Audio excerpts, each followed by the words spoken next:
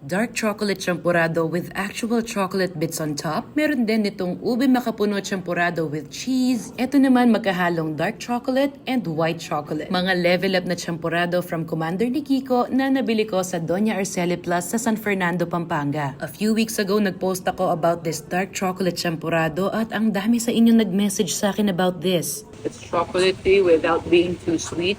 Available to sa Doña Arceli Plus. Sa may maimpis sa San Fernando. Nasa Grab Food din sila. Ibarap! Ito naman yung chocolate whisk. So it's a mix of white chocolate and dark chocolate. Wow. Super level up na champurado experience. You can even drown it in milk. Pero kahit wala. Pag ganito yung champurado, breakfast, lunch, dinner, merienda, dessert, pwedeng-pwede. So good! Ito naman yung ube makapuno na may kasamang cheese. You get that sweet and salty combo, ang thick ng consistency ng champurado, at hindi nakakasawa. Nako, grabe, sana matikman nyo itong mga to very soon.